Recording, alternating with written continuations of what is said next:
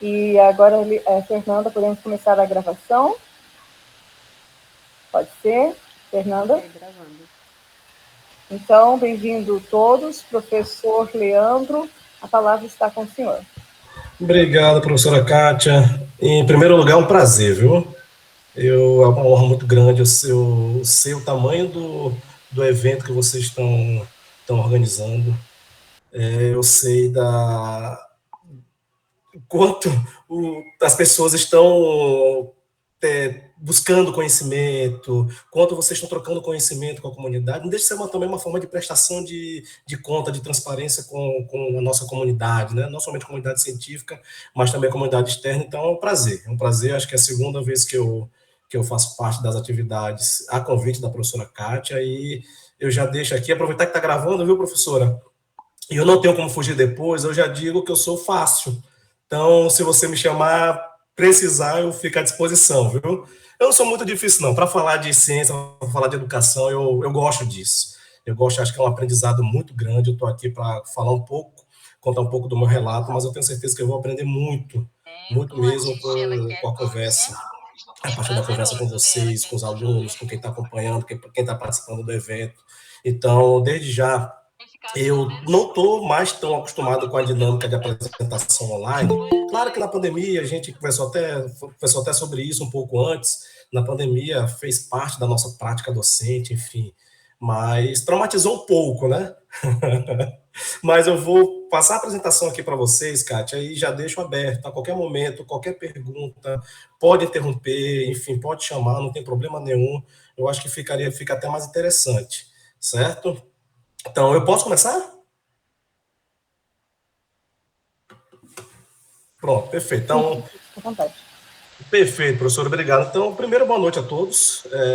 Novamente, eu fiz agradecimento à professora Kátia, mas acho que eu preciso também fazer agradecimento a todos aqui que estão acompanhando, participando desse evento. Como eu falei, é um evento para quem está no ensino, na pós-graduação, na pesquisa, na academia, é um evento fantástico e perfeito para trocar experiência, trocar conhecimento, e, na verdade, a gente está aqui para isso, né?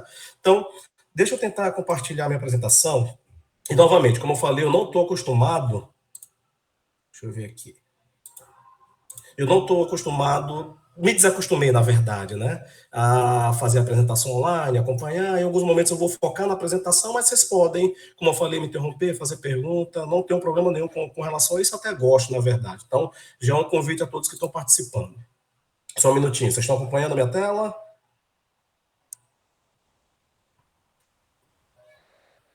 Sim, tá a Estão tela acompanhando a minha imprimida. tela? Pronto, perfeito. Pronto, perfeito. Eu vou ficar aqui na tela de apresentação e em alguns momentos eu vou estar voltando para olhar também um pouquinho para o público, enfim, faz parte. Então, a convite da professora Kátia, ela viu parte dessa apresentação em um outro evento, não foi, professora? Em parceria com os colegas da PUC do Paraná, professora Carol especialmente, e a professora Kátia solicitou, pediu, perguntou se eu podia participar, falar um pouco sobre esse tipo de experiência, inclusive falou do público, que seria um público interessante para termos esse tipo de conversa. E eu quero trazer um pouco o relato do que vem sendo.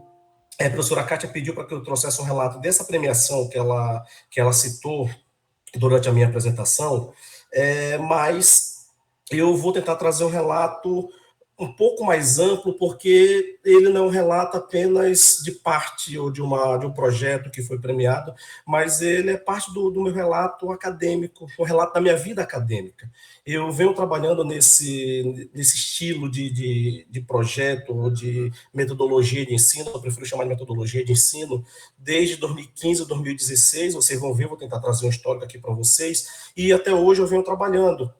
Então, o relato que eu venho trazer hoje é exatamente uma metodologia de ensino que eu chamo pesquisa científica em sala de aula como prática de aprendizagem, inovação e transformação social. Vocês vão ver que não é nada inovador. E no momento que nós somos conversar após ou durante a apresentação, com certeza aqui nós temos muitos professores, vocês vão ter, de alguma forma, trabalhado esse tipo de metodologia, de prática, pesquisa científica dentro de sala de aula. enfim, existem vários relatos na literatura sobre isso, mas o que torna esse projeto, essa metodologia única, é exatamente o que eu falei. É um projeto que eu me apropriei dessa dinâmica, dessa metodologia, e é uma metodologia que eu uso na minha prática docente. Seja com aluno, eu sou professor do Instituto Federal, nosso foco principal é aluno de ensino médio, ou seja com aluno de ensino médio ou aluno de diferentes níveis. Então, para essa fala aqui, eu vou tentar focar em 2 pontos principais. Eu vou tentar focar na pesquisa em sala de aula sobre 2 pontos. O primeiro ponto é onde eu vou tentar dar mais ênfase, eu vou até olhar aqui o meu tempo. A professora Kátia pode me interromper, pode dizer que eu preciso correr com o tempo, também não tenho problema com relação a isso, mas o meu foco principal vai ser na pesquisa, na perspectiva da pesquisa com prática pedagógica em sala de aula. Nesse sentido, o aluno ele é o protagonista do processo de ensino-aprendizagem. Eu espero que vocês consigam compreender o porquê. E, se tivermos tempo, eu quero falar um pouquinho da pesquisa com prática docente, que aí é a minha prática. É o que eu venho fazendo com relação a essa metodologia desde 2015, durante esses 8 anos de trabalho, e eu venho sempre tentando evoluir nessa perspectiva. Então, vamos lá. Essa metodologia, ela é baseada em alguns princípios básicos. O principal dele, claro, é o trabalho em sala de aula, diretamente em sala de aula, dentro do currículo escolar, não é nada fora do currículo escolar. Eu sou professor de biologia, então eu procuro, dentro das disciplinas que eu leciono, trabalhar esses conceitos de pesquisa com prática pedagógica. Então, o primeiro princípio é exatamente os conhecimentos da pesquisa, ciência, tecnologia, especificamente a metodologia científica. Então, o uso da metodologia científica ela é um alicerce dentro dessa metodologia. E, além disso, ou a partir disso, na verdade, nós temos a produção de conhecimento pelos alunos, ou pelos alunos e professores. Vocês vão ver que, ultimamente, outros professores vêm participando numa realidade um pouco mais interdisciplinar. Então, nós temos, a partir da ciência, da metodologia científica, a produção de conhecimento, e, de preferência, eu acho que é o mais bacana, talvez foi a visão mais interessante que eu consegui trazer para esse tipo de metodologia, que é a intervenção a problemáticas locais. Então, quem é professor, acredito que tenhamos aqui algum professor de biologia, enfim, professor de ciências, de outras disciplinas, que percebe que na prática a ciência ela é distante do aluno, ela é distante do estudante. E eu sempre falo isso na minha sala de aula. O conhecimento da sala de aula ele tem que ser utilizado, ele tem que transpor, ele tem que perpassar os muros da escola. E a gente pode fazer isso tentando resolver problemas, utilizando o conhecimento para resolver problemas simples, não necessariamente resolver questões complexas como a cura da Covid, produção de vacina, mas problemas simples que vocês vão ver aqui, que traz benefícios a toda a comunidade, é importante no processo de melhoria de qualidade de vida, melhoria quando se trata de escolas, melhoria da qualidade do processo de ensino-aprendizagem, enfim. Então, esses são os 3 pilares básicos dessa metodologia da pesquisa com prática pedagógica. Lembrando que eu entendo a pesquisa com prática pedagógica, como eu falei aqui anteriormente, o aluno sendo protagonista desse processo de ensino-aprendizagem. Então, essa metodologia eu passei a me apropriar, se não me falha a memória, foi em 2016. No ano de 2016, em uma turma, enfim, eu trabalhava, para quem conhece os Institutos Federais, nós trabalhamos, apesar de eu ser professor de biologia, eu ensino para cursos técnicos. Então, nesse caso aqui, eu comecei um trabalho com alunos de equipamentos biomédicos, um curso que nós temos no campus Ceramirim, próximo da capital, e a partir desse momento aqui eu percebi exatamente distância, e eu quis colocar em prática como que a gente pode aproximar a ciência dos estudantes dentro da minha disciplina de biologia. Quem é professor de biologia, de química, de física, vai perceber que praticamente a gente não trabalha em metodologia científica. Eu, por exemplo, trabalho em metodologia científica em um dia, parte do inicial do conteúdo de biologia, e depois disso ninguém fala mais sobre esse conteúdo, sobre essa questão. Talvez outros professores nem a metodologia científica como conteúdo básico aborde em sala de aula, enfim. Então, eu tentei trazer e dar um foco exatamente na metodologia científica dentro da disciplina de biologia.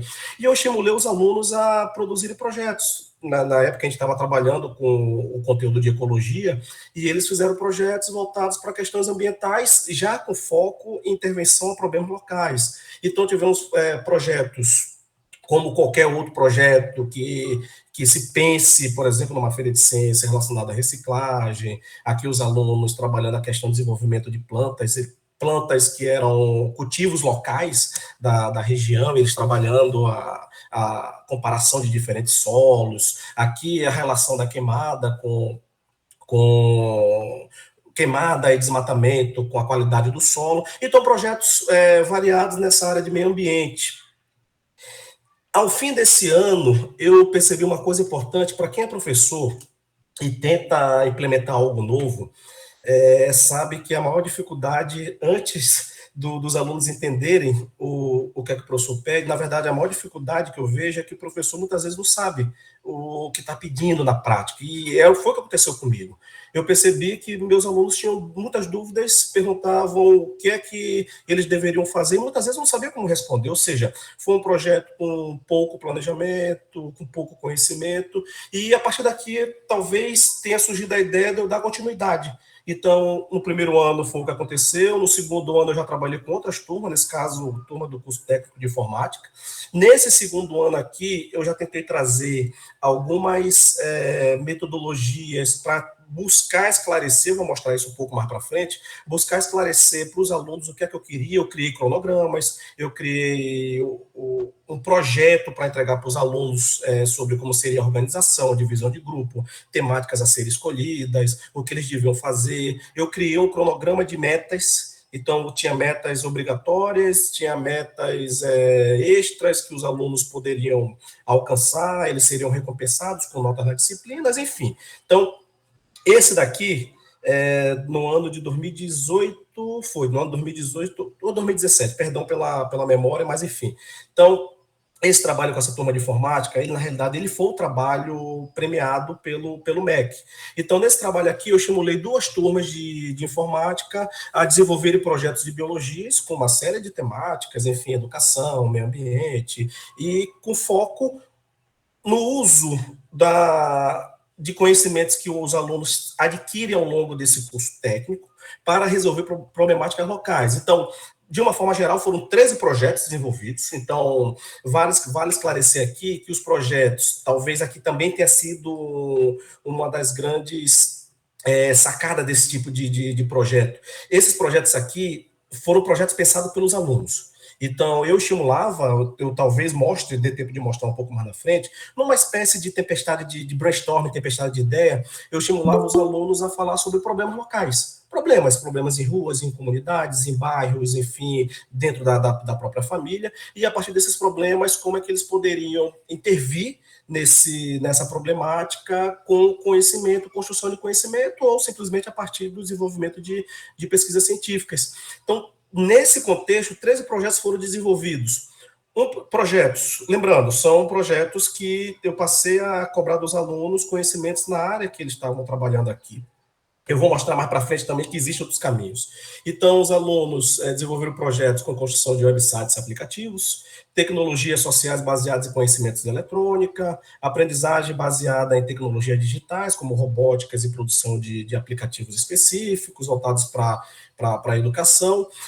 Desses 13 projetos, alguns tiveram destaques. Vale lembrar, eu gosto também sempre de esclarecer, viu, professora Kátia, que uma das perguntas que quem assiste essas minhas apresentações sempre faz, olha, todos os projetos foram maravilhosos, alunos do Instituto Federal, enfim, tudo deu certo? Não.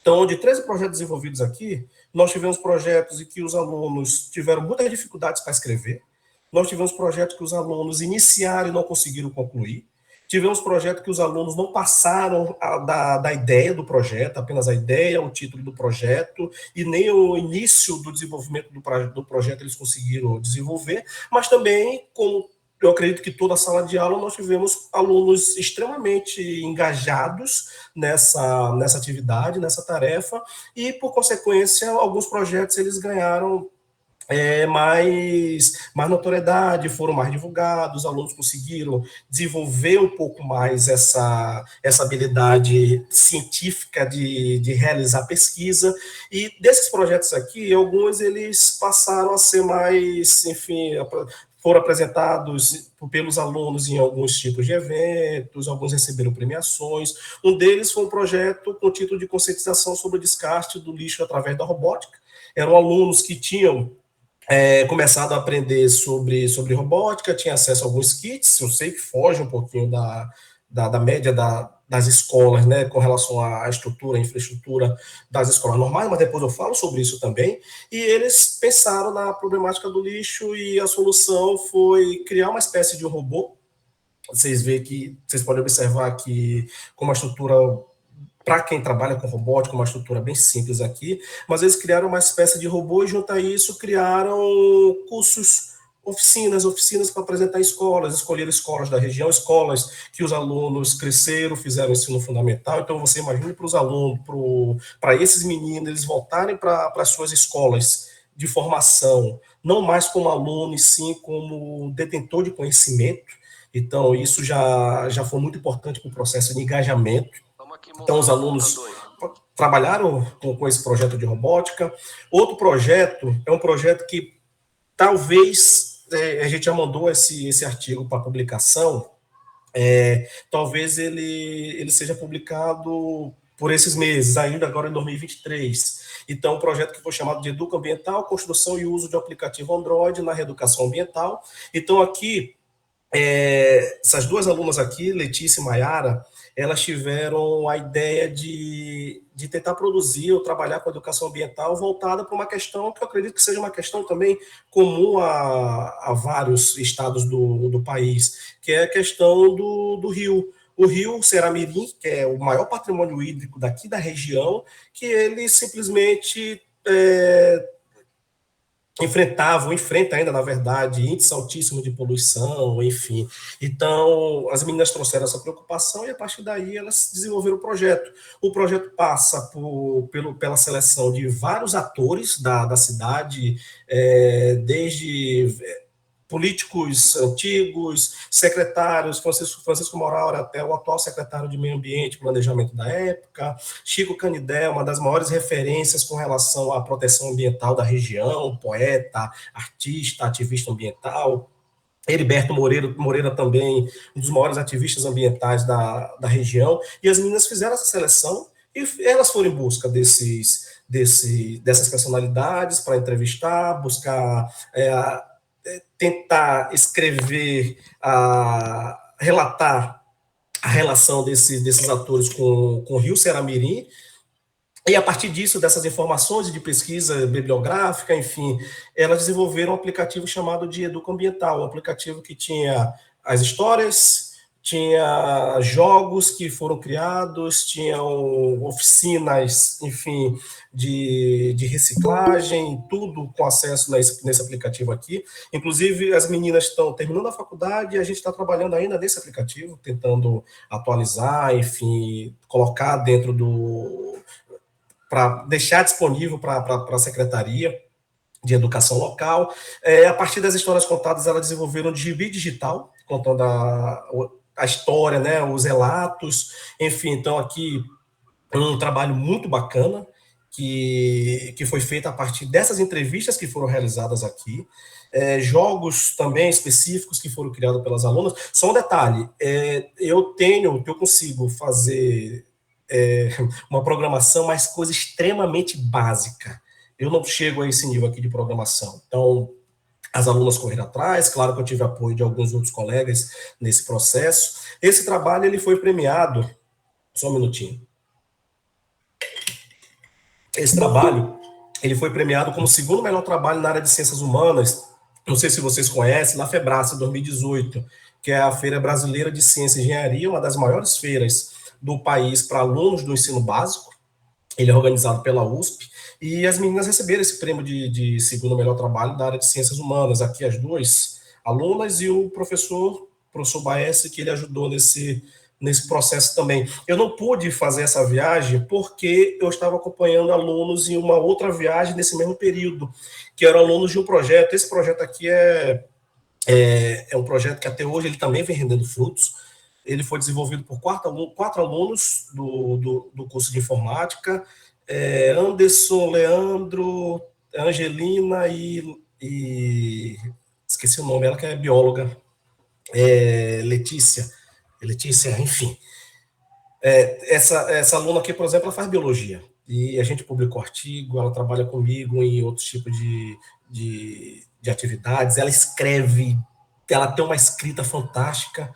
Talvez dos alunos que eu já peguei aqui, ela está no top 3 de alunos com capacidade de escrita, de raciocínio científico, enfim. Então, é uma aluna que daqui a pouco ela está terminando o curso de biologia, está entrando no mestrado, e eu vou tentar puxar ela para o mestrado. Mas, enfim, esse grupo aqui, eles trouxeram a questão da qualidade da água de cisternas. É uma região de semiárido, é uma região com pouca chuva, apesar de ser próxima do litoral, essa região aqui ela tem poucos dias de chuva no ano, então a única fonte de armazenamento da população mais carente é exatamente a partir de cisterna.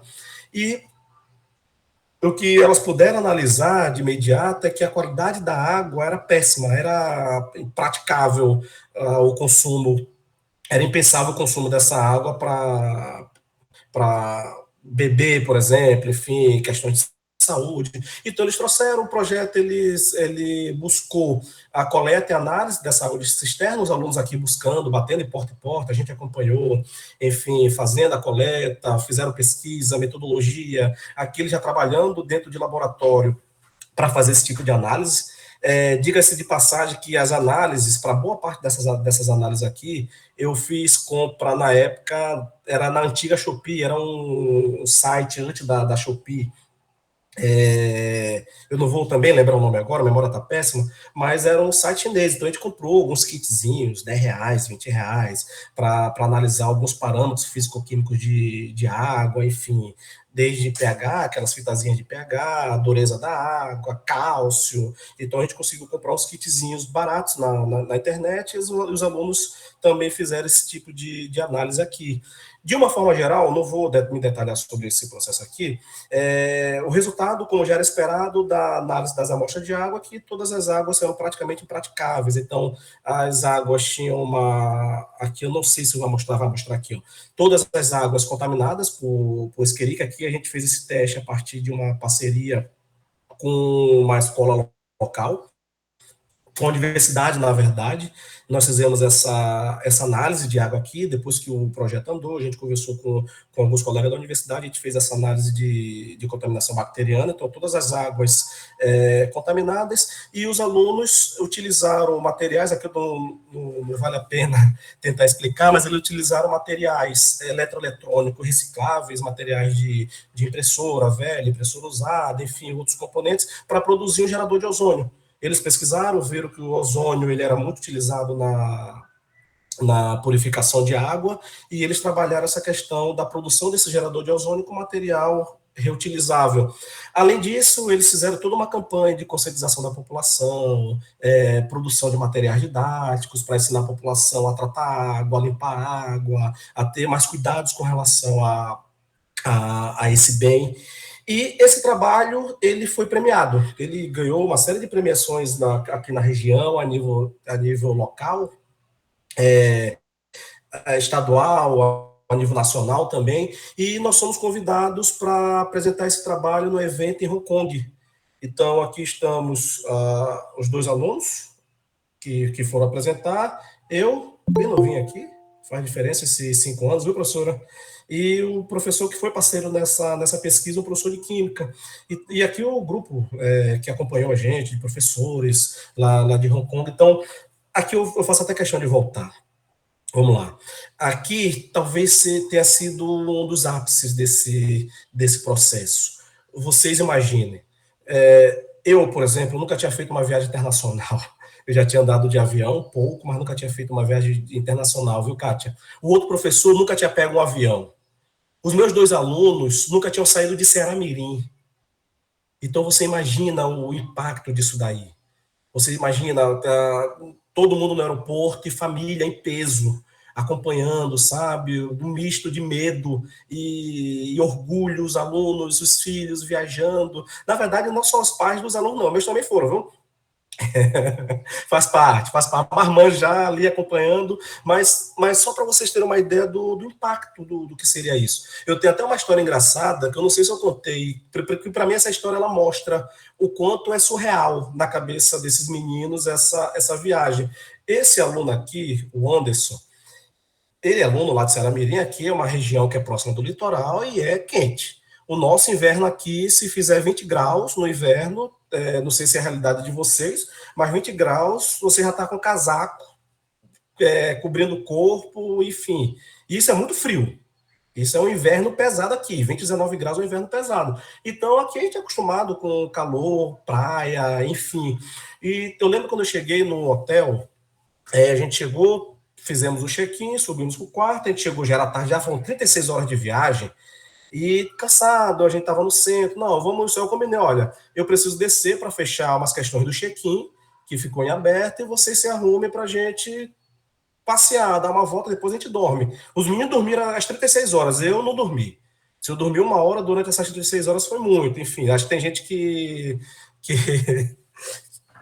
que quando viaja, enfim, acontece a mesma coisa. Então eu estava cansado, vamos dar uma volta, eu desci 6 graus ou 5 graus. Primeira vez que eu peguei também um frio desse nível. Então, 6 graus, desci, eu vi que estava frio, e eu conversei, olha, tá 6 graus lá fora, viu? Então se arrume aí, eu desço, quando eu voltar, tomo banho e a gente vai. E quando eu volto, tá esse aluno com uma bermudinha.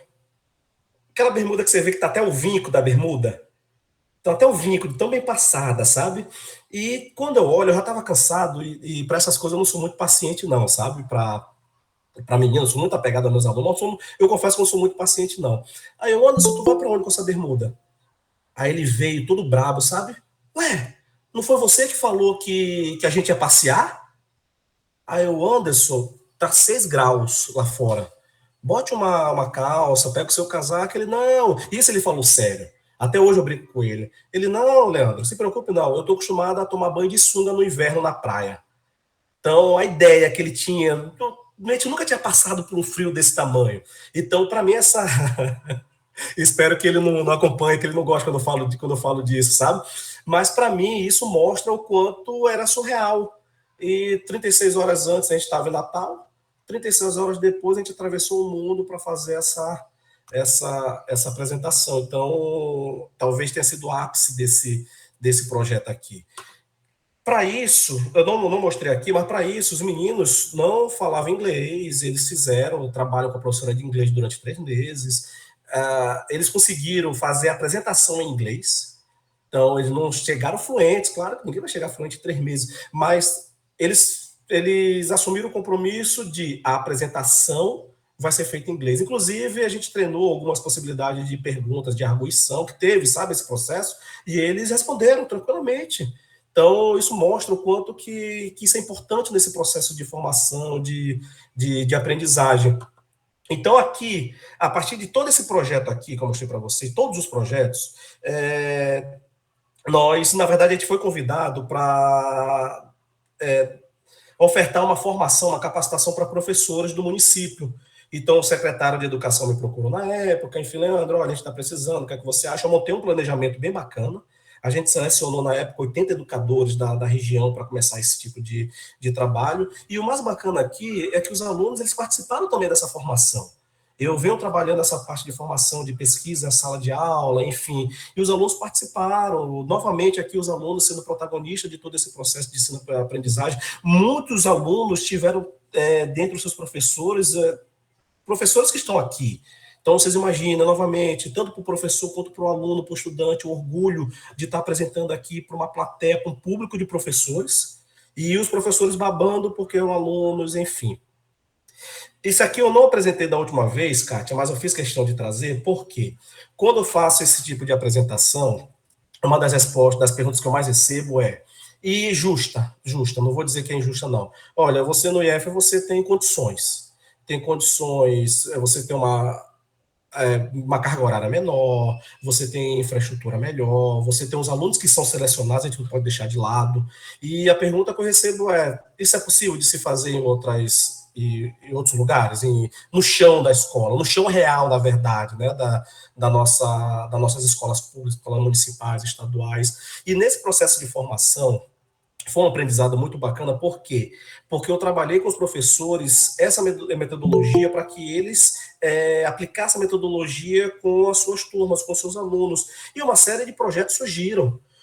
Por exemplo, esse projeto aqui, a foto não ficou boa, mas aqui nós temos alunos de uma escola da região, de ensino fundamental, alunos de sexto ano ao nono ano, aqui era de sexto e sétimo ano, apresentando um trabalho num evento da Secretaria Estadual de Educação, um evento de pesquisa para ensino médio. Os alunos estavam apresentando um trabalho simples, que na época a gente estava no ápice da epidemia da dengue, e eles fizeram um trabalho junto à comunidade, junto à igreja, que já tinha esse trabalho, sobre a questão do lixo, a influência do lixo com relação à transmissão, né, como criador do mosquito da dengue, a importância desse processo. Eles fizeram palestras para a comunidade falando sobre isso. Enfim, então, isso aqui mostra que um projeto simples pode ser feito também no chão de escola. Esse outro projeto aqui, ele também é interessante. A partir da formação, um grupo de professores aplicando isso à escola, passaram a desenvolver um trabalho sobre a pessoa, né, que recebia o nome da escola. Os alunos não sabiam, então ele decidiu: olha, vocês vão pesquisar, vão fazer uma pesquisa documental, uma pesquisa bibliográfica para saber quem é a Adélia de Oliveira. E no final da pesquisa, uma pesquisa muito bacana, com dificuldade de acesso ao computador, e alunos aqui já eram alunos de ensino médio, eles perceberam que a grafia da escola estava errada. Então, a grafia da escola era Adélia com L só, e eles perceberam, a partir dessa pesquisa documental, que a grafia do nome da Adélia estava errada, e, no final, eles estiveram presentes numa audiência pública na Câmara dos Vereadores, falando sobre o projeto, e foram, de certa forma, protagonistas e responsáveis pela mudança do nome da escola. Ou seja, novamente, tentando mostrar. Novamente aqui, eu não estou comparando a realidade do Instituto Federal com a realidade de outras escolas. Eu fui professor de escola municipal, de escola estadual. Eu sei que a carga horária ela é absurda, você não tem tempo para nada, você não tem tempo para respirar. Eu sei que o ambiente, muitas vezes, ele não permite que você inove na sua prática pedagógica, mas eu trouxe aqui, Kátia, exatamente para tentar mostrar que sim, é possível, não deixando de lado todas as dificuldades, mas que é possível trabalhar com projetos simples, com projetos bacanas, mas sempre com foco de resolver problemas locais, enfim. E, no final, isso traz como consequência uma melhora absurda na aprendizagem dos alunos e engajamento dos alunos, engajamento propriamente dito. Esse projeto continuou, acabou aqui em 2018, o projeto continuou em 2019, 2020, 2021 com pandemia, 2021 com pandemia, continuou em 2012, eu vou continuar agora em 2023, e eu fui mudando, eu fui aprendendo, como eu vou mostrar mais na frente, eu fui mudando um pouco a abordagem, enfim, passei por outras turmas, por exemplo, de eletromecânica, mudei de local de trabalho, saí de uma cidade para outra.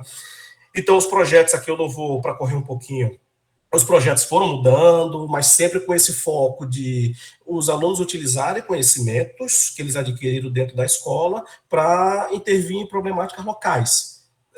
Enfim, então vários projetos foram surgindo, com cursos diferentes, cada um adaptando ao seu tipo de conhecimento.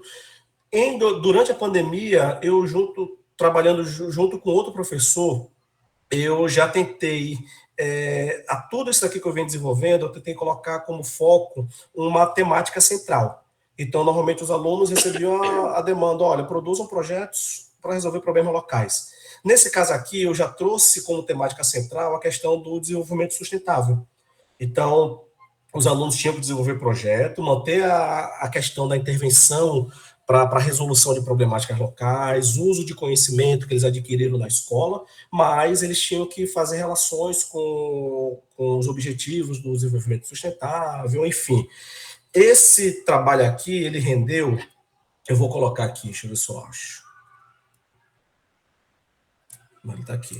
Esse trabalho, ele rendeu um artigo um artigo numa revista Paradigma. Quem quiser, ele vai estar em inglês, mas quem quiser eu conto como foi feita a divisão de turmas, quais foram os embasamentos, enfim, todo o artigo aquele está bem bonitinho, então vou até colocar aqui nas mensagens, viu, cara, para quem quiser se aventurar na leitura, é muito bacana. Eu tento trazer de uma forma bem narrativa tudo que foi feito. Lembrando que foi durante o processo pandêmico, foram turmas online, então eu estava com o projeto andando, tudo bonitinho, de repente veio pandemia e muda toda a nossa rotina. E como foi conversado, acho que foi a Fernanda que comentou no início, nós passamos a utilizar ferramentas online que a gente nem sabia como utilizar. Então, esse artigo aqui, ou essa parte, né, essa etapa do projeto aqui, ela foi desenvolvida exatamente numa ferramenta online. E o projeto continuou. Por exemplo, recentemente os alunos finalizaram esse projeto aqui, ó, é um projeto para a democratização do descarte de lixo eletrônico, trouxeram a questão do lixo eletrônico, da problemática, trabalharam a questão do descarte, criaram o Instagram para comunicação sobre o projeto, mapearam pontos de descarte, construíram um manual. Esse manual está aqui, deixa eu ver se eu acho. Então, construíram um manual didático sobre desmonte de aparelhos eletrônicos, eles fizeram uma pesquisa bibliográfica, buscaram na internet, enfim, todos os materiais necessários, o passo a passo.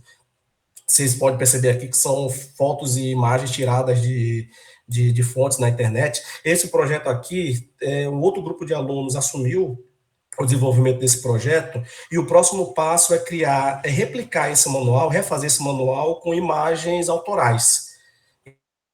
Então, a ideia é que a gente consiga evoluir um pouco mais com relação a essa questão do manual de descarte. Então, ensinando como é que você deve desmontar um celular, como deve desmontar um notebook, mostrando quais são as partes desse notebook, quais são as partes desse celular, pensando inclusive na questão da viabilidade econômica também, sabe? Um dos frutos, uma consequência desse projeto, futuramente a gente vai trabalhar com capacitações para grupo de catadores de lixo. Então, vai ser uma forma de mostrar como é que esse material ele pode ser valorizado. Então, a partir do momento que você desmonta, você sabe qual é a importância e o valor econômico de cada um desses componentes, que a pesquisa mostrou que tem componentes valiosos que, se vendido de forma separada, ele traz um retorno financeiro muito maior. Então, a ideia é que a gente expanda esse projeto para outras comunidades, escolas também, enfim. Então, esse foi um projeto finalizado no ano passado, e a gente está dando continuidade com outros caminhos. Deixa eu voltar para cá. Então, algumas questões, alguma pergunta básica que eu faço é quais os impactos do desenvolvimento de pesquisa no aprendizado dos alunos. Aqui eu posso citar vários. Primeiro, um aluno que nunca tinha lido, eu particularmente, não sei se vocês vão ter passado pela mesma realidade. Eu fui ler um artigo científico da metade para o final da universidade. Leandro, eu fui ler um artigo científico da metade para o final da minha graduação. Então, os alunos aqui, eles passaram, mesmo que com dificuldade, alguns com dificuldade de leitura, eles passaram a ter acesso a esse tipo de ferramenta. Então, a média de leituras aqui, ou a leitura, ela partiu de 5 a 20 artigos científicos em cada grupo, para cada aluno que eu trabalhei naquele ano 2018, que foi o ano premiado, que eu fiz uma pesquisa um pouco mais completa.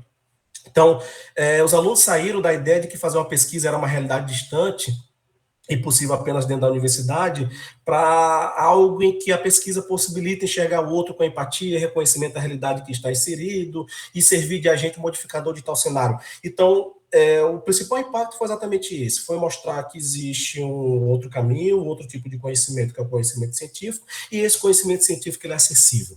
Então, como resultados práticos, valorização da experiência cotidiana dos alunos, a partir do momento que o aluno ele olha para a sua realidade, talvez ele nem olhasse se não fosse pelo projeto, a partir do momento que o aluno olha para a sua realidade, ele passa a valorizar, ele passa a ter uma experiência local muito mais interessante, ele começa a imaginar como que o que ele aprende, ele pode utilizar em prol da sua comunidade, do seu bairro, da sua cidade, da sua família. Então, aqui nós tivemos também o estímulo à leitura, análise e interpretação de texto, está aqui uma resposta clara. Novamente, não foi fácil, tivemos alunos com uma capacidade de leitura muito grande, não vai fugir muito da realidade, mas mesmo aquele aluno, eu sempre falo isso, se a gente conseguir fazer o aluno melhorar, nem que seja 1%, do que ele já tinha, de conhecimento de quando ele entrou na escola, eu acho que o nosso papel, ele está bem, nossa função social, ela está bem encaminhada. Se eu fazer o aluno sair com ponto de conhecimento a mais do que quando ele chegou, o meu papel como professor, a minha função como professor está sendo cumprida. Então, aquele aluno que tinha uma dificuldade de ler, a partir do momento que ele lê, que ele tem acesso a um tipo de conhecimento diferente, que ele passa a ler para tentar resolver um problema, eu acho que isso já é um resultado extremamente interessante do projeto. Além disso, a questão do letramento científico e desenvolvimento de competência de investigação e compreensão. Esse projeto aqui, mudando um pouco a perspectiva, saindo da prática pedagógica, onde o aluno ele é protagonista, deixa eu ver o tempo aqui, vou acelerar um pouquinho. Eu passo para outra perspectiva em que, na verdade, a pesquisa como prática docente. Esse projeto todo, eu procurei trabalhar esse projeto com uma visão científica, com a metodologia científica debaixo do braço, tentando ver o que eu podia melhorar, levantando questionamentos, buscando respostas. E esse projeto começou aqui em 2017, como eu falei para vocês, uma dificuldade que eu tinha, uma pergunta que surgiu era como melhorar a compreensão do projeto. Os alunos não sabiam muitas vezes o que eu queria, eu também não sabia o que eu queria. Então, eu desenvolvi o projeto, cheguei ao final e fui fazendo sempre análise. Como é que estava andando essa minha prática pedagógica? Além disso, em 2017, na primeira fase do projeto, eu questionei como é que os alunos poderiam, são alunos de escola técnica, como é que eles poderiam utilizar conhecimento técnico dentro desses projetos. Esse projeto foi premiado em 2018, eu coloquei aqui. Nessa premiação de 2018, eu achei um ponto interessante, um dado interessante. Todos aqueles projetos que eu mostrei para vocês aqui atrás, todos eles, que foram os projetos que mais tiveram resultados, seja da cisterna, seja do educoambiental, enfim, todos os projetos que tiveram destaque, tiveram participação de outros professores. E isso mostra, para mim, na verdade, mostrou a importância da interdisciplinaridade. Então, uma pergunta que surgiu aqui ao final desse projeto foi como promover uma maior articulação com outras disciplinas. E aí foi, em 2018, 2020, por exemplo, veio a questão do ensino remoto, a dificuldade foi de adaptação de cronograma e conteúdo. Em 2020, 2021 e 2022 foi como tornar essa proposta replicável para outras escolas, para outros professores, para outros ambientes, e como trazer outros temas específicos, temas-chave para serem abordados, nesse caso aqui foi o desenvolvimento sustentável. Para 2023, nós temos, por exemplo, eu continuei com essa prática do desenvolvimento sustentável. Ano passado, em 2022, surgiram outros projetos muito bacanas também, projetos para resolver problema de produção de lixo em feira, porque muitos alunos são filhos de filhas diferentes e viram que essa é uma realidade muito presente no dia a dia deles. Para esse ano, eu estou estudando para ver se a gente trabalha com alguma comunidade específica. Então, em vez de ter um tema gerador um pouco mais amplo, como desenvolvimento sustentável, seja lá o que for, o meu foco vai ser trabalhar com alguma comunidade específica. Eu estou tentando trabalhar para saber qual vai ser essa comunidade. Tem uma comunidade parceira do lado do Instituto, que é uma comunidade de moradores sem terra.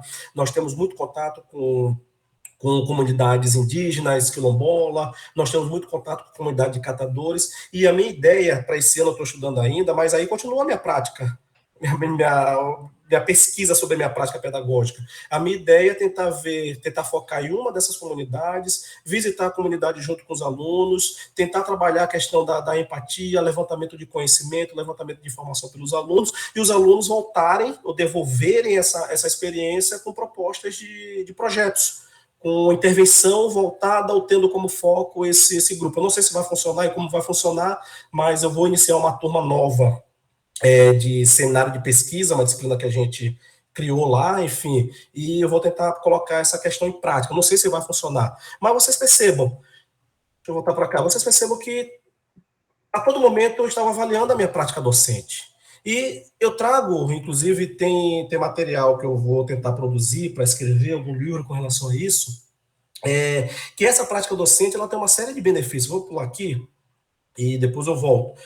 Essa prática docente, ela tem a função que, ao acompanhar, registrar e pesquisar a sua prática, o professor pode identificar as melhores metodologias a serem aplicadas em sala de aula, de acordo com o perfil e necessidades, ter mais facilidade de disseminar os resultados e conhecimentos produzidos. Eu tenho, minha esposa, a Kátia, ela é professora de educação infantil, e muitas vezes ela desenvolve os projetos que eu fico, caramba, registre isso. Então, um projeto que na cabeça dela é simples, é uma coisa besta, não sei se vocês usam esse termo aí, mas é um projeto que na cabeça dela é algo simples, isso aqui, e eu olho, pelo amor de Deus, registre isso, divulgue isso que você está fazendo, e ela, na verdade, ela não acreditou em mim, ela só foi entender o que eu estava dizendo quando ela recebeu uma estagiária na sala dela. Essa estagiária acompanhou a prática dela, da prática dela, essa estagiária escreveu um artigo para publicar no evento, que ela, enfim, ela aproveitou como... E quando ela viu o artigo que a menina escreveu, ela, nossa, eu faço isso, esse é o meu trabalho.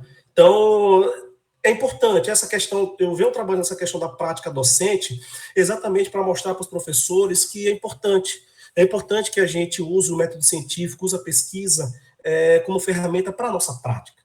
É muito mais fácil o processo de divulgação, é muito mais fácil o processo de registro, é muito mais fácil o processo de disseminação dessa prática. Novamente, se a gente for trabalhar, quando eu trabalho com oficinas, uma das primeiras coisas que eu faço é tentar buscar quais são as práticas inovadoras dos professores. E isso é um momento de aprendizagem absurda, porque cada um traz uma prática diferente. Se a gente fosse fazer isso daqui, a gente terminaria só amanhã, porque cada um contaria parte de sua história, uma atividade bacana, um projeto bacana que desenvolve, mas eu acho que a gente precisa mudar um pouco a cabeça de professores para que a nossa prática docente ela seja também fonte de pesquisa. A gente usa a ciência, a gente usa o método científico, metodologia científica nesse processo também. Vocês viram, como eu falei, novamente, não é nada, na minha cabeça não é nada inovador. E eu tive muitas dificuldades. Até hoje eu tenho dificuldade. Eu vou trazendo sempre mais perguntas, eu vou sempre avaliando a minha prática, o que funcionou, o que não funcionou, por que não funcionou, tento fazer discussões e eu vou buscando evoluir. A prática que eu desenvolvo hoje, ela é muito melhor daquela de quando eu comecei em 2016, 2017. E ela é muito melhor porque eu insisti nisso daí e eu venho sempre registrando o que eu faço, eu venho sempre tratando, dando tratamento mais científico com relação aos dados que eu coleto, aos resultados dos projetos, das minhas atividades. Então, aí eu volto nessa questão da prática docente. Eu acho que talvez, além da apresentação, Kátia, do projeto, da minha rotina como em projetos com pesquisa em sala de aula, eu acho que uma grande contribuição que eu quero deixar também é exatamente essa. Eu acho que o professor, a pesquisa científica, e aqui eu sei que tem professores, ou mestrandos, na verdade, né, Kátia, de ciências, professores da área de ciência da natureza. Vocês estão em suas salas de aula, vocês, mais do que ninguém, vocês sabem, conhecem a prática de vocês.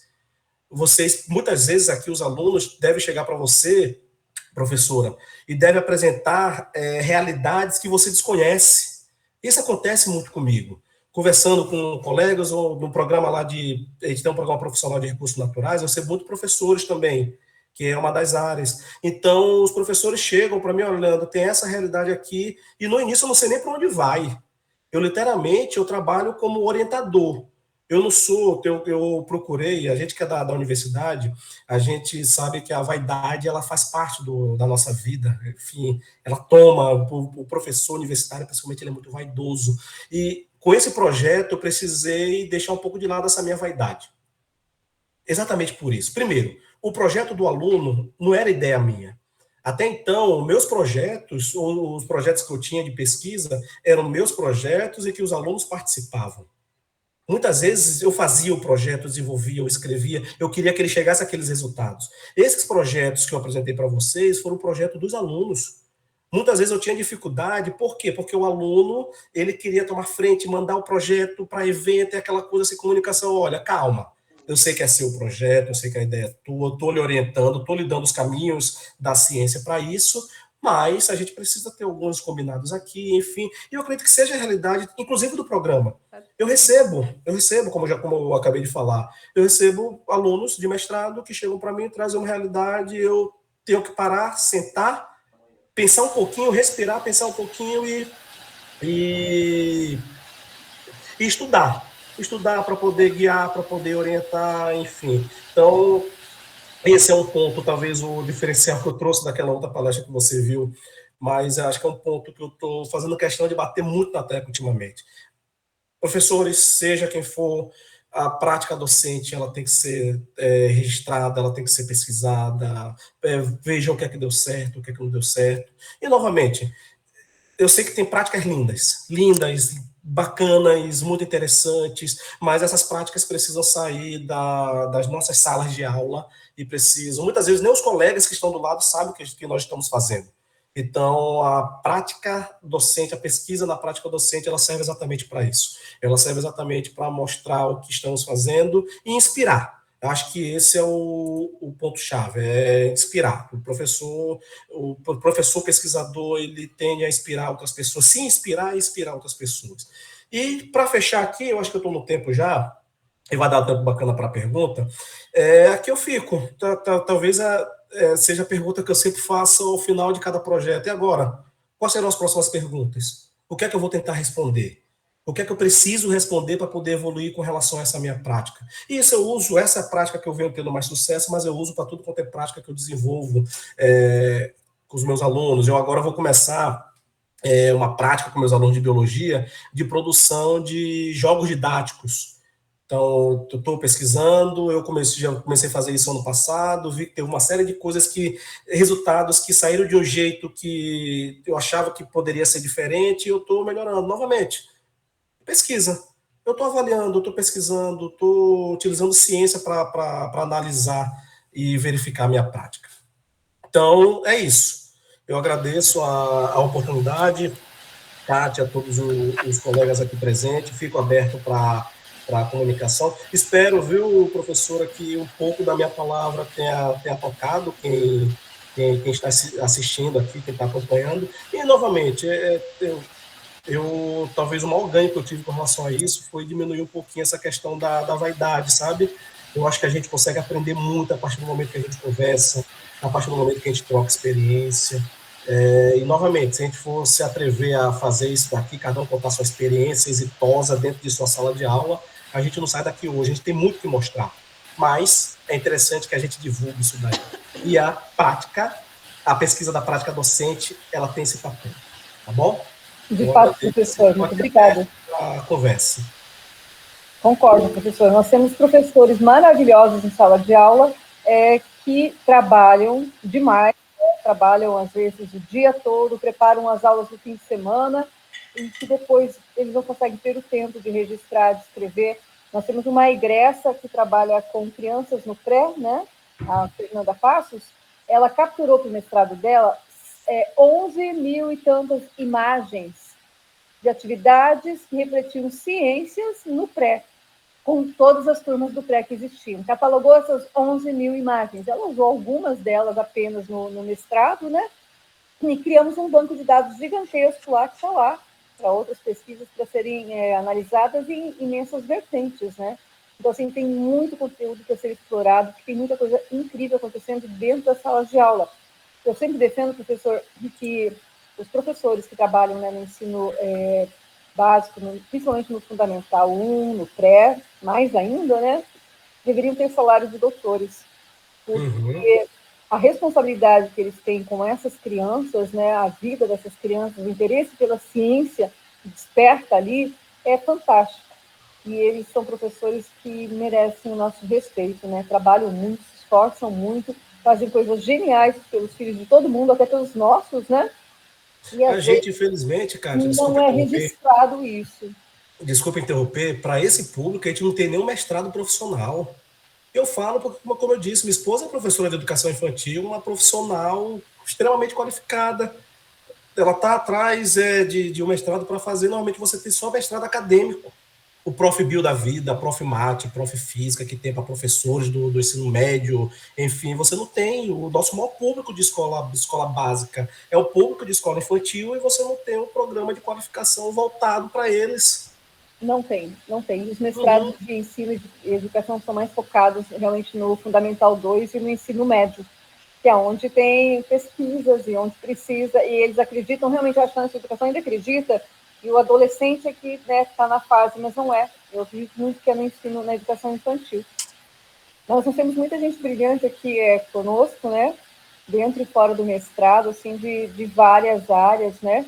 E eu fiz imensas anotações aqui, depois eu vou fazer contato para a gente fazer algumas experiências, provocando os professores da nossa região, basicamente do nosso estado, né? O nosso mestrado, ele é o único de ensino de ciências em Rondônia. Então, eu vou fazer uma provocação, professor, de trazermos para cá a sua proposta de trabalho, né, de pesquisa, aberto ao convite aos professores aqui das secretarias de educação, que quiserem participar durante 12 meses, e levando em consideração, assim, que se encontrem alunos do ensino médio, que eles localizem as pesquisas que eles querem fazer, nós damos o apoio de formação para esses professores, com os materiais, com os insumos, né?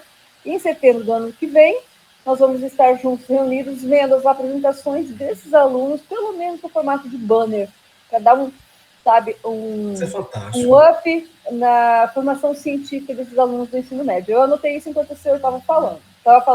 Essa ideia é legal, olha, vou provocar o professor para trabalhar com a gente. Tem aqui na sala o professor Fabiano também, que é da Química, que é do nosso programa. Eu estava escutando, com certeza o Fabiano vai topar também o desafio, né? E todos os nossos egressos juntos. Então, quem sabe em setembro do ano que vem a gente consiga ter um evento aqui, né, presencial, e ver esses alunos, ver o que é que está acontecendo dentro das escolas, né, e o que esses alunos conseguem trazer de iniciação científica mesmo, né? Então, Eu imagino como seria rica pensar na questão local, o quanto seria rico para a região. com certeza. Nós temos Quanto seria aqui, rico. todos os nossos municípios aqui têm muitos desafios, né, ambientais, de desenvolvimento sustentável, e de tudo que se possa imaginar, nós temos situações aqui. Eu tenho certeza que esses alunos sabem muitas coisas e têm ideias também para resolver muitas coisas, né? Com certeza, com certeza. Tem aqui o professor Flávio, que é de Cacoal, está trabalhando com uma questão de rio, né, Flávio? Com escolas, com rio passa dentro da cidade. O que mais tem aqui é rio que passa dentro da cidade e que alaga, né? Então, nós temos várias situações por aqui. Tem uma questão, viu, Flávio, só me permita, por gentileza. Tem um professor de Química, você falou, Fabiano, professor de Química, tem um professor de Química que foi que viajou comigo para Hong Kong. Amigo meu de família, esses dias ele estava conversando comigo, Leandro, eu achei o meu... Porque é o seguinte, eu sou professor de Biologia, com formação em Bioquímica, você até falou que eu era professor do programa, eu saí do programa de Bioquímica, não estou mais. Por quê? Porque a nossa realidade é diferente. A gente não tem recurso, não tem infraestrutura, não tem recurso humano para fazer esse tipo de pesquisa. Ele, professor de Química, com mestrado em Química, com aquela parte de Química analítica, enfim, a gente não tem estrutura aqui. E ele estava conversando comigo exatamente isso, Leandro, eu me encontrei, depois que a gente se juntou, depois que eu percebi essa sua dinâmica de projeto, eu me encontrei com projetos, ele está com uma série de projetos trazidos por alunos, eu acho que isso é o mais bacana.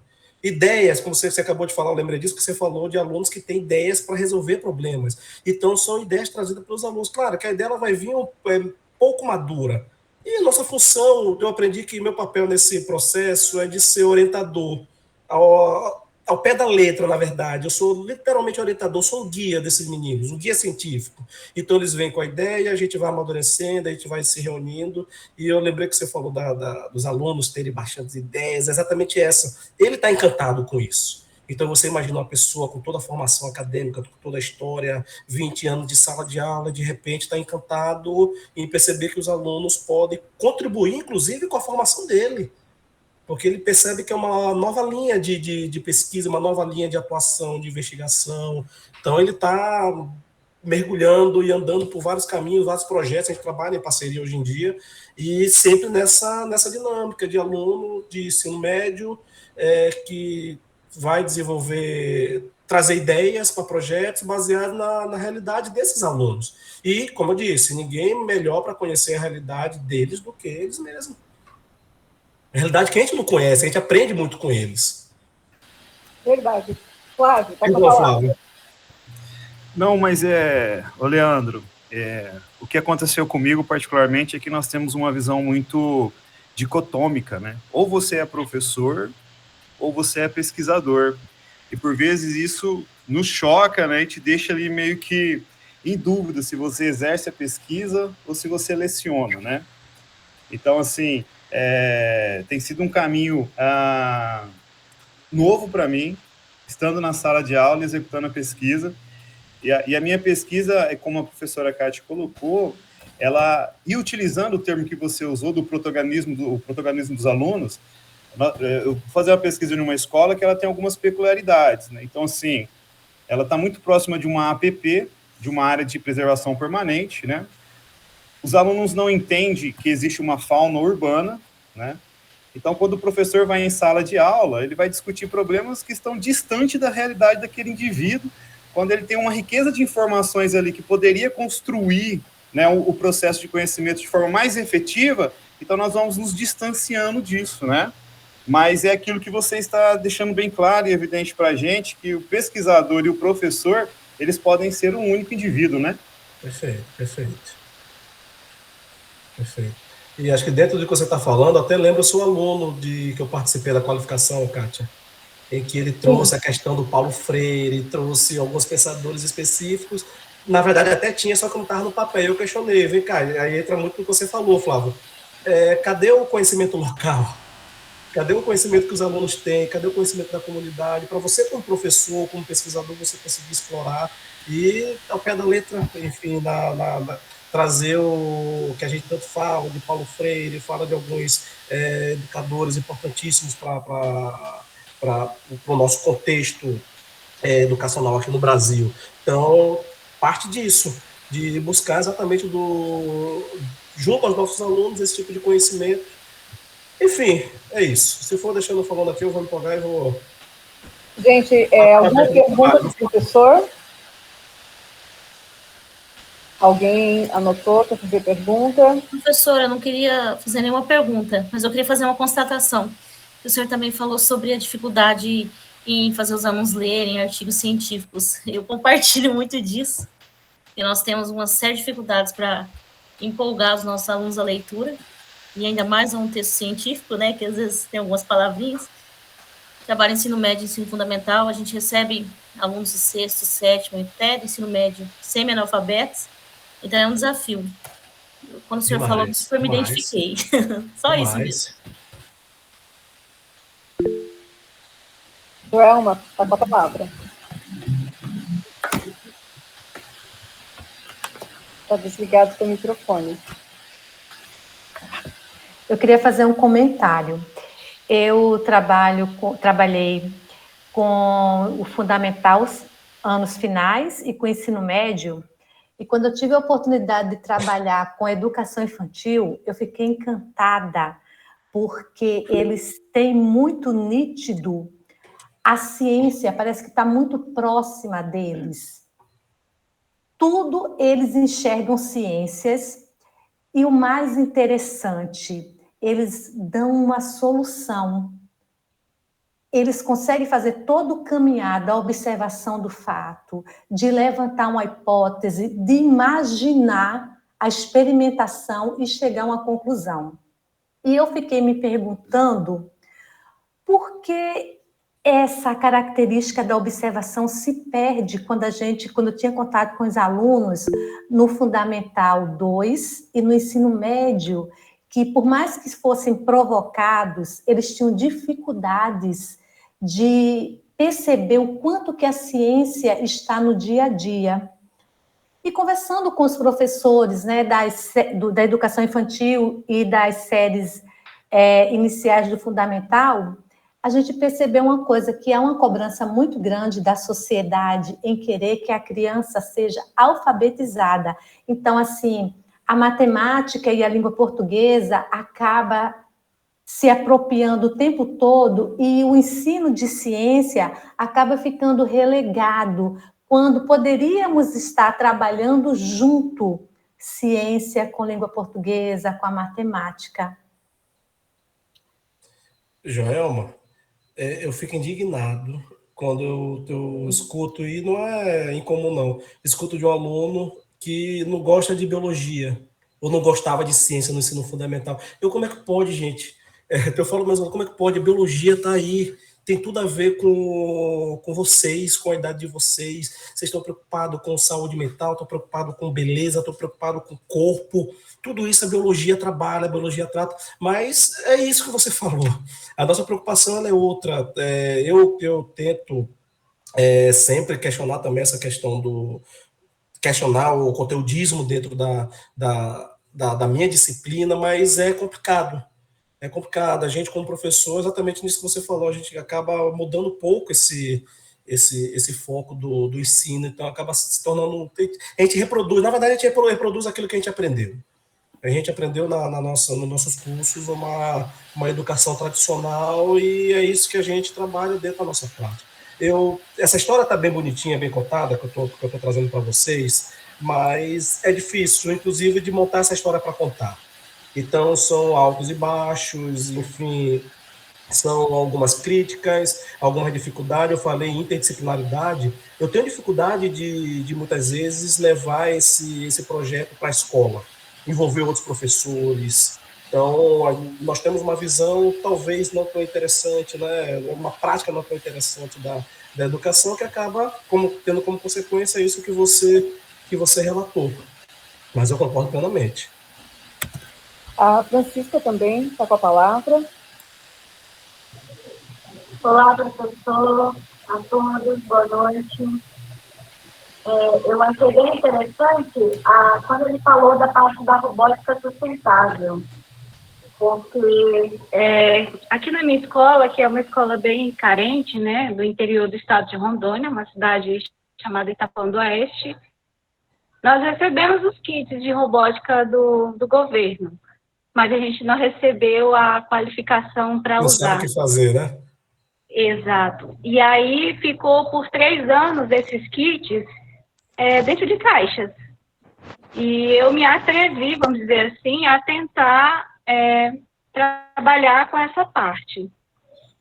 Ainda não fui muito feliz, porque eu preciso aprender também para ensinar questões de programação, que eu ainda não sei, estou aprendendo. Então, eu fui para a robótica sustentável. E a gente conseguiu montar alguns trabalhos interessantes. E o que eu achei mais legal, que foi realizada com uma turma, vamos dizer assim, uma turma tecnicamente difícil de lidar, né? São alunos na faixa de 15 a 17 anos. Mas quando a gente coloca, como o senhor mesmo disse, esse aluno como protagonista no processo de ensino, é diferente.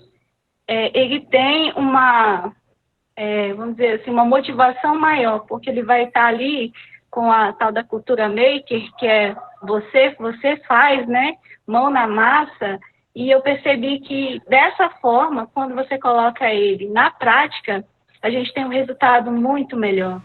Então, assim, o trabalho que o senhor vem fazendo eu achei muito legal, foi muito bom conhecer, e eu espero aprender cada vez mais. E Francisca, Denilson, uma sugestão.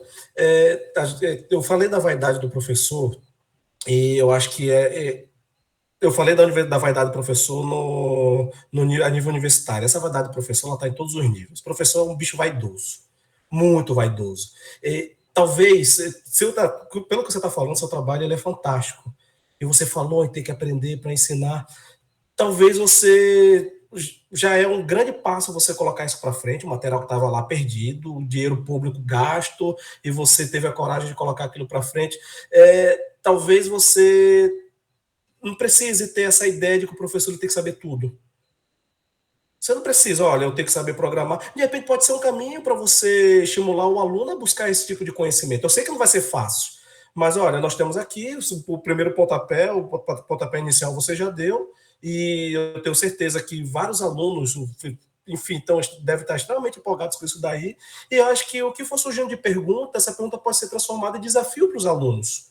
um desafio para você, desafio para alunos. Eu acho que não precisa ter essa ideia de, olha, eu aprendi muito isso. Eu tinha a ideia que eu, como professor, tinha que, quando eu falei que eu tive que deixar a vaidade de lado, passa por isso também. Então, muitas vezes, a maioria dos projetos que os alunos chegam, eu não sei o que fazer. Esse ano eu estou com um projeto para... Chega um aluno para automatizar. Tem uma aluna de mestrado minha que ela trabalha com compostagem. Perfeito. Aí chegou um aluno falando de compostagem para a gente automatizar a compostagem.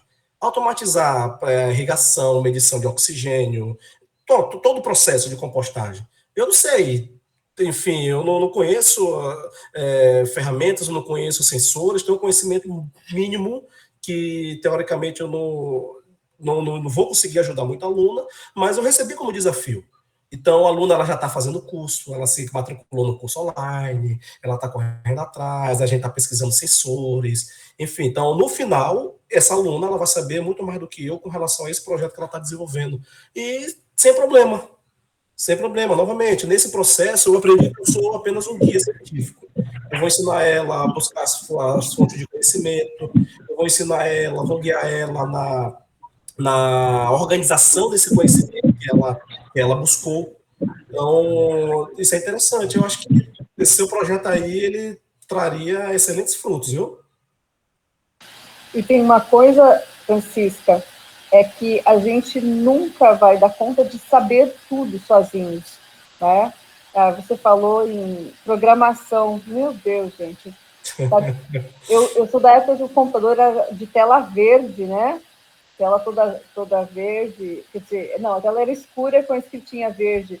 Eu fui fazer curso de programação para aprender a ligar o computador e usar o computador naquela época. Pense, não existia nada, né? Então a gente tinha que fazer um curso de programação. E eu fiz aquele curso, né, DOS. Mas o que eu vou fazer agora com isso? A gente aprendia muito pouco, né? Então, e hoje, nossa, estou aqui, né, na terceira idade já, poxa, aquele curso de programação. Então, assim, nunca foi, a programação, ela nunca foi incluída dentre as ferramentas que o ensino médio, né, que os estudantes precisam ter. Por isso, a gente chega, vira, se torna professor e ainda não domina a programação, porque não fazia parte, né? Ainda não faz parte, está demorando muito para chegar à programação como uma ferramenta essencial para o desenvolvimento dos alunos enquanto cidadãos, né? Vai ser um pesquisador, vai trabalhar, ele precisa. Antigamente era datilografia, né? E era muito, todo mundo fazia. Mas a programação ainda não chegou nesse nível, né, de interesse. E hoje eu vejo até muitas pessoas adultas e jovens com o celular e usam só o dedo, né? Usa só o dedo para digitar no celular. E não tem noção de que, né, existe uma técnica de usar todos os dedos e tal. A datilografia foi por água abaixo, a programação ainda não chegou no seu devido valor. Mas a gente vai... Anotei aqui também, viu, Francisca? Mas são projetos desses, são atitudes dessas como a da Francisca que a gente consegue avançar. Exatamente. Então, esse comentário que o professor fez, realmente aconteceu comigo. Quando eu falei de programação, os meninos, os alunos me deu show aqui, né? Soube me explicar, e aí soube ensinar para os outros colegas a parte de programação, não de forma tão específica ou tão aprofundada, né? Mas muitos deles já conheciam um pouco, sim, mais do que eu. E eu falei, vamos aprender juntos, né? Estou aqui para aprender junto com vocês. E aí agora eu estou com um estagiário de matemática, que até vai tentar um mestrado, né? E ele está me ajudando nessa parte, porque também, imagina, 37 aulas semanais, manhã, tarde, noite, é puxado. E a gente ainda tenta fazer algo diferente, porque eu falo que a gente precisa ter o aluno no nosso lado, né? Porque essa faixa etária que eu trabalho, de 15 a 17 anos, eu digo que eu preciso conquistá-los para conseguir o envolvimento deles. Atualmente eu sou professora de matemática e física, né? Então, são disciplinas muito amadas, né? Então, eu preciso fazer algo diferenciado. E a robótica, ela entrou no meu componente curricular devido às eletivas, né? As eletivas do novo ensino médio, que eu incluí a robótica e foi bem aceita, graças a Deus. Nós temos um curso de Arduino previsto para quinta-feira, mas só no campus de Rolim. mas temos a possibilidade, né, nós vamos fazer os cursos que vão acontecer nessa quinta-feira, professor, nos campos, são 5 campos com atividades diferentes, né? E aí nós vamos ver as demandas desses campos, desses municípios, né? Depois nós temos a possibilidade, a ideia de fazer girar o que foi feito num campus, por exemplo, a Ariquemes vai ter o show das ciências, né? Outro campus vai estar com mais desenvolvimento sustentável, outra linha. Então, assim, depois a ideia é fazer girar, né, o que fez num campus, levar para outro município. Assim, a minha vontade não é de levar só para o outro campus do outro município, né? A minha vontade é de fazer um menu de cursos, né? E o município, a escola, chegar e dizer, olha, a gente quer esse. Aí pega os professores, manda para lá, né? Fica lá uma semana e dá tudo que aquela escola, que aquele município quer. E a gente vai chegar lá, porque nós temos já várias conquistas nesse aspecto de trabalhar com parcerias, né, com a SEDUC, com financiamentos da CAPES, da FAPERO, né? Nós estamos aí com um ensino em andamento, que são 16 cursos. Esses 16 cursos são 915 vagas, e as turmas estão todas cheias. Então, só para professores, formando professores, porque é no que a gente acredita. E é a oferta do programa? É a oferta ou da universidade? Não é o mestrado, não. São cursos mesmo, de 40, bacana, horas do programa, porque assim a gente chega nas escolas e conhece os professores, e o nosso desafio aqui, por ser um mestrado novo, nós começamos nosso mestrado em 2017, o nosso desafio é conquistar os professores, é chegar nesse professor que está exausto aí, como a Francisca falou, e de dizer assim, olha, né, mas você pode mais, você merece mais, tem um mestrado aqui para você fazer, e nós somos parceiros, então a gente leva cursos, leva outras formações, vai trazendo esse professor como aluno especial para o mestrado, né? Vai pescando esse professor, ele vê que é depois ele possível. entra no mestrado já mais tranquilo, sem estresse. Até agora o pessoal sai daqui com saúde mental, né, pessoal? Então, quando se forma o mestrado, quando termina, é um professor feliz, é um profissional, né, pronto. Porque a gente sabe que não é fácil ser professor, estar na sala de aula, sonhar fazer um mestrado. Então, a gente tem que parar de sonhar, a gente tem que colocar projeto, plano, meta, objetivo e encontrar os parceiros. E aí, o nosso mestrado, nós temos esse perfil de sermos parceiros dos professores, para que eles entendam qual é o caminho a ser construído para chegar, né, no mestrado. A Raquel não conta porque ela está fora do Brasil, por isso que ela está sem saúde mental. Mas a gente está fazendo isso. E agora eu já anotei aqui, né? Robótica. Eu escuto meus alunos, tudo que eles falam, professor, eu trabalho bastante e vou buscar. O papel que a gente tem aqui é de realmente, como o senhor disse, orientar. A gente não resolve, não tem que saber tudo, mas a gente tem que saber onde buscar, quem trazer para resolver os problemas, né, e os desafios que os alunos têm. Então, isso é legal, porque a gente conquista junto, cresce junto, aprende junto. Eu aprendo todos os dias com os meus alunos, todos eles, porque são coisas inimagináveis, né? Amanhã, na quinta-feira, a gente tem um curso de trança com palha, né, que uma aluna da educação do campo vai trazer. Não faço ideia, nunca fiz. Então, são tantos conhecimentos tradicionais também que eles trazem, né, e que servem para outras coisas, outras funções, né? Então, você vê lá, o aluno sabe fazer um queijo caseiro, ele sabe fazer uma palha, ele sabe fazer um vaso, ele sabe fazer uma mistura de aromaterapia que aprendeu com a avó. Ok. E a nossa função é dizer, olha, com isso aqui você consegue ensinar química, aliar aquilo que está tão chato no livro didático, né? E nós temos uma coisa bem triste. Mas é a realidade, né? Muitas escolas da zona rural, elas não têm professores formados para lecionar. Então, então, nossa realidade também aqui em vários municípios aqui na região. O que acontece, então? Às vezes a pessoa ela está lá naquela região, ela acabou o ensino médio e ela começa a lecionar naquela escola onde ela acabou de estudar. E o que ela vai fazer? Essa pessoa vai para a sala de aula, vai pegar o livro didático, o livro do professor, vem com o texto, vem com a resposta. Ainda é assim. Não tem como a gente dizer que não existe, existe, gente. Eu vejo isso todos os dias. Né? As crianças vão para lá, estão cansadas também, né? São crianças que acordam, já trabalham na propriedade, vão para a escola cansadas, estão com sono. Aquele professor chega ali, é o que ele aprendeu, é como ele foi ensinado, e nós estamos em 2023.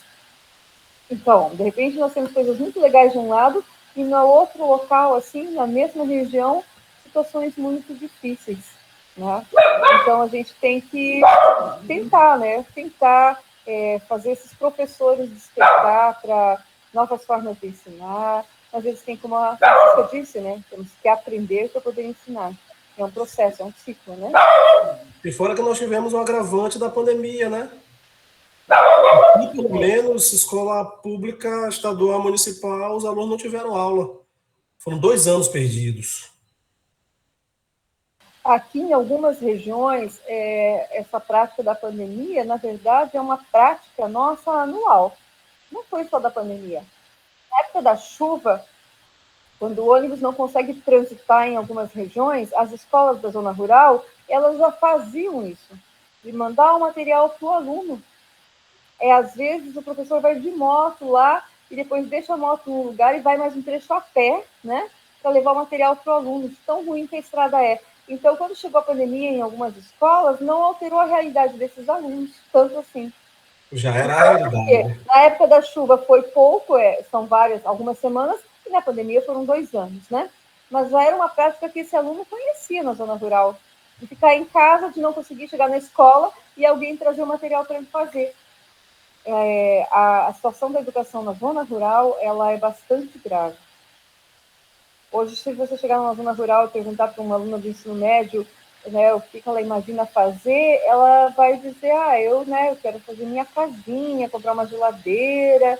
É aquela ideia de fazer o enxoval, ter a sua casinha, porque ela não foi apresentada a possibilidades diferentes. Uhum. A ideia de fazer ciência, de ser uma cientista, de fazer uma faculdade, é um universo, assim, de outro planeta, né? Ela não conseguiu, durante todo o ensino que ela teve ali até o ensino médio, perceber que aquilo ali faz parte da realidade dela. Ela só viu isso no livro. E quando a gente olha as coisas num livro, é uma realidade muito distante. E fora que não tem referência de ninguém que saiu dali, da mesma realidade dela. Não tem. Pois é. Então, assim, tem escolas da zona rural em que dá vontade de pegar as crianças no colo, sabe? Trazer para um laboratório, mostrar, né? E nem isso a gente consegue, porque agora para o ensino mesmo a gente convidou algumas escolas, né? E as prefeituras não têm ônibus para liberar. Não conseguem trazer os alunos, então, de novo. As escolas da zona rural são uma preocupação ainda que a gente está bastante distante de conseguir atender. Mas a gente vai chegar lá. Mais um pouquinho a gente chega lá. Alguém tem alguma colocação, constatação, perguntas do professor? Oi, Kátia. Pode falar. Então, eu não estou fazendo pesquisa agora no momento, né? Mas vendo o Leandro falar assim, fico pinicando, né? Porque dá muita vontade de pegar a ideia dele e sair reproduzindo.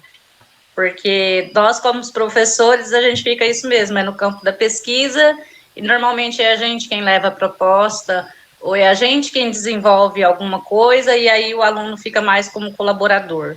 E assim, eu achei a ideia dele brilhante. Parabéns, Leandro, você me incentivou muito, e certamente em algum momento eu vou replicar, não vou copiar não, mas eu vou replicar a sua ideia. Mas é para copiar, pode copiar. Que é bom, a gente copia, né? Melhorar. Nossa, eu achei... Se você melhorar, você me avisa para me aplicar aqui também, viu?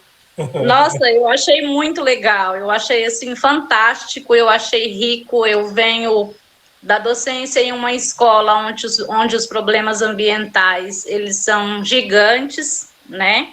E onde eu morava em Paraná, então, assim, eu já penso no rio que corta a cidade, e inúmeros outros problemas, e problemas que os alunos trazem, né? De problemas pequenos que eles comentam, e aí você falando, foi passando um mar de ideia aqui na minha cabeça, de coisa que eles falavam e traziam, e que dá para desenvolver, assim, nossa, tanta questão legal, tanta coisa rica, assim, te parabenizar mesmo, porque é muita grandeza, eu acho muito, como que eu posso usar a palavra?